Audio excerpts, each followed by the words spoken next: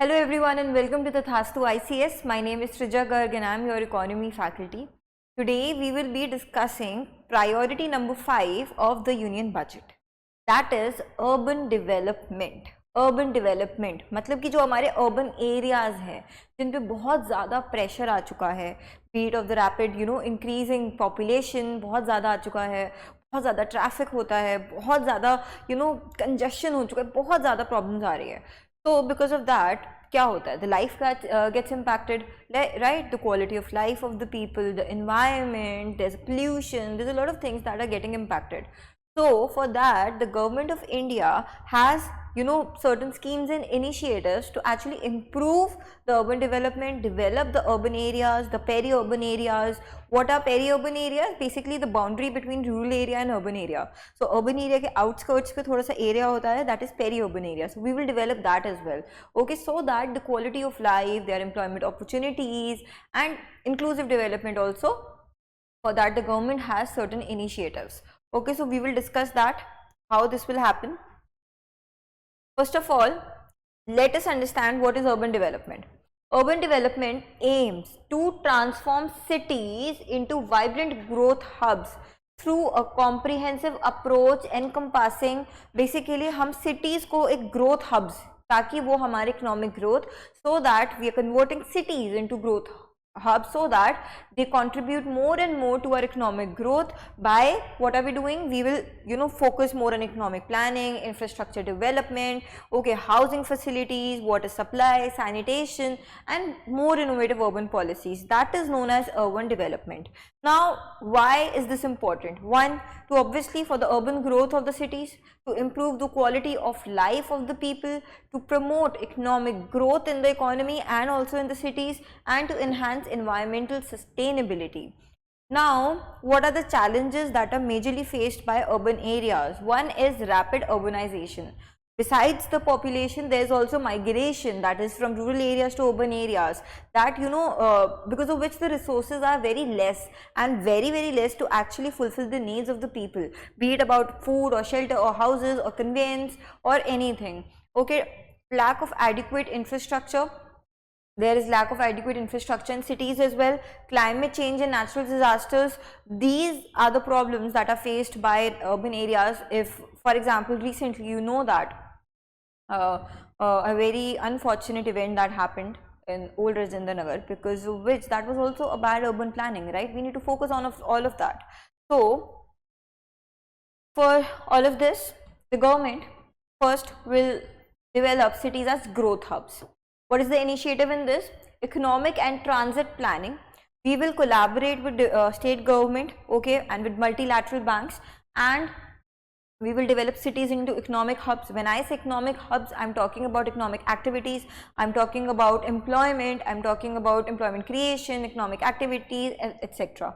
Okay, orderly development, that is we will utilize the town planning schemes to manage peri-urban areas. As I told you, what basically happens is, if I say peri-urban areas, so let's say this is the urban areas and this is the rural areas, so this is the outskirts and this will be the peri-urban. So we will, with using town planning and everything, we will make sure that these people are also not excluded and there is infrastructure available here as well on the outskirts, and all we will include that in our growth hub as well. Okay, what are the benefits for this? Economic growth, improve infrastructure and connectivity will attract investments. When I say connectivity, I am talking about the transiting. When I am saying transiting, I am talking about people are able to move properly, goods are able to move properly, that is connectivity. Okay, this will also attract investment. Now when I know a city is turning into a smart city, or I know a city is turning into a metropolitan city, that area attracts what? Investments. That also boosts our economic activities in the economy, boost local economies, and also create job opportunities. Wherever there is a boost of economic activities, jobs will be created. So hence our number one theme, that is employment, will be created. Okay. Number two, balance urbanization. Because we will be controlling peri-urban development, this will prevent unplanned sprawl. That means that ऐसे बस लोग आ जाते हैं and then they occupy the land and they migrate and start living outside of the city and between the rural areas, because of which there is no connectivity, their quality of life is also not good, they are not even living in pakka houses. So that is what unplanned sprawl. So this will ensure sustainable growth for the city as well and for the people living in there also. Second is creative redevelopment of cities. Okay, when I say creative redevelopment, I'm talking about the brownfield redevelopment. There are two types of projects, one is greenfield and one is brownfield. Greenfield is actually starting everything from scratch. Brownfield means redeveloping the used land. That land was, not used or abandoned because of contaminated environment around, that happened because of factories or something else. So because of that, we will be redeveloping that land. Okay, so we will reuse or redevelop the land previously abandoned, unused or underutilized due to contaminated environment. So for this, the government will formulate policies and market-based mechanisms of transforming existing urban areas. So in existing urban areas, wherever we find the abandoned land, where once there was a factory or an industry, we will convert that, redevelop that into hubs. Benefits: efficient land use. We will be using the land efficiently because we know that land is fixed, so we need to use it efficiently. Redeveloping underutilized urban areas will maximize land use efficiency. And number two is that because now we will be redeveloping the brownfield areas, in that land will be redeveloped. So now in that case, what will happen is economic activities will get boosted up, and besides that, the property rates around that will also get boosted up, because now you are redeveloping. क्या होता है, क्योंकि अगर abandoned land है तो उसके आसपास भी कुछ सब कुछ खत्म हो जाता है. तो अब now if we will start using the land again, then what will happen? The economic activities will start to happen. There will be more growth, and hence what are we going to do is we will be able to boost the local economies as well. Okay. Transit oriented development. So what is happening here is, when I say transit, I'm talking about the people who commute. Okay, and we know that in urban areas, because of urbanization, because of a lot of problems, there's a lot of traffic. A lot of people use their private vehicles, which cause a lot of pollution. There's a lot of energy use also, and also there's another problem, and that is that people aren't get stuck in the traffic for a lot of hours. There's a lot of congestion because of that. So what we are going to do is, the government has TOD plans for large cities. So which city has 30 lakh, more than the population of 30 lakh, where what we'll do is we'll develop TOD. Okay, in 14 cities we will see that wherever there is 30 lakh population, above 30 lakh, their transit will be easier. So that could be metro, that could be trains, right? So that more and more public transports are used instead of the private vehicles. So this will reduce the traffic congestion. Improve public transit systems will reduce reliance on private vehicles, which will also decrease the traffic congestion. Enhanced mobility. We know that now most like a lot of people who are working, a lot of people who are employed, they face a lot of problems related to traffic. So mobility will also become easier. Access to jobs and services will also become easier. This will also enhance the quality of life of people, because now they will be able to travel easily, work better, productivity will increase, income can also increase, which will increase their quality of life.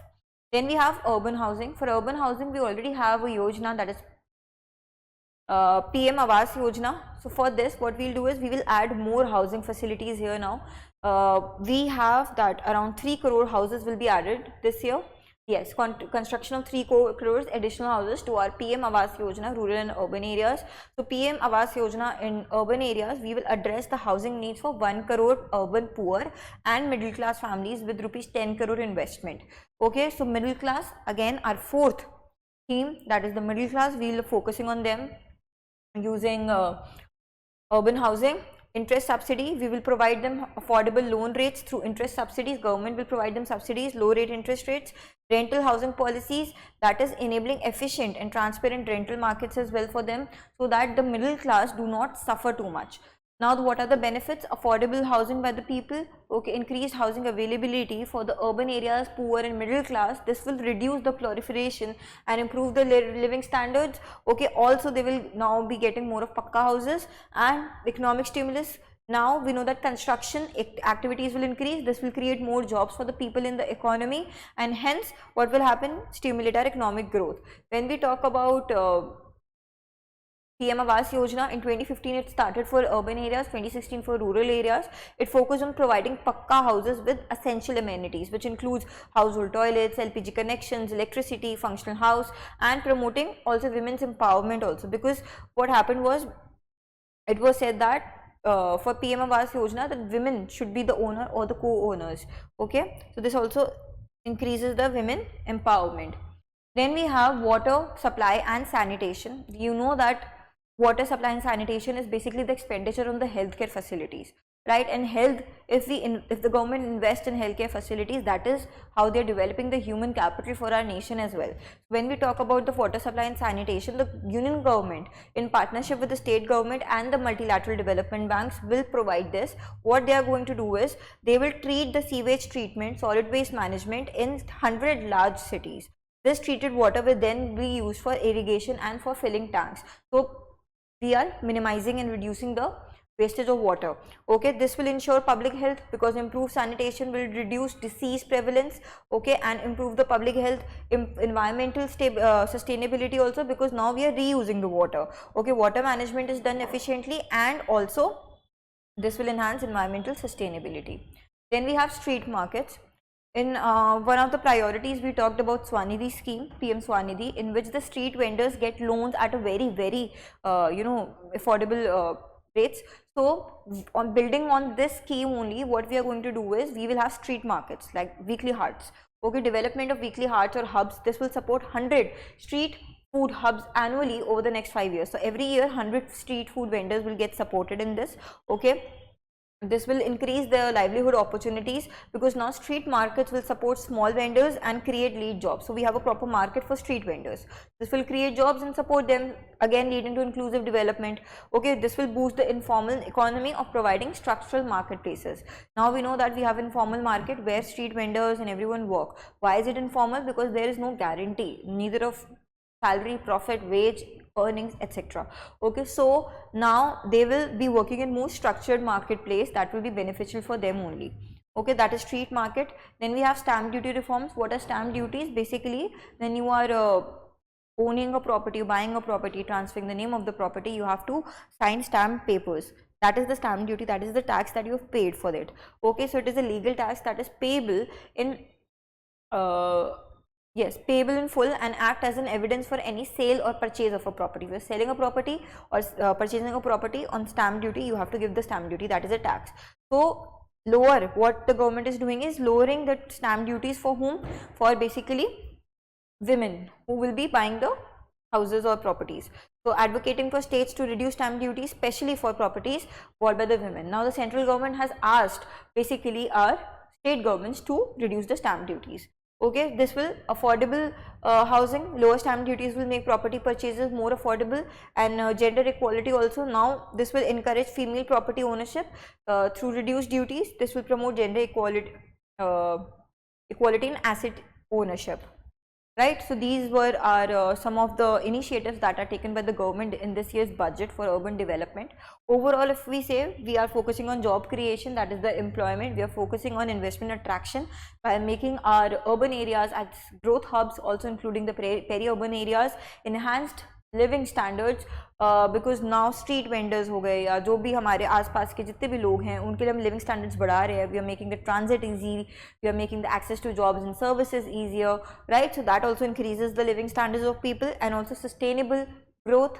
Why? Because also we are focusing on environment sustainability. Okay, so this was your growth number 5. There are total 9 priorities. Priority number 5, there are total 9 priorities. We will be discussing the other 4 priorities in the coming days. Thank you so much everyone. Have a nice day.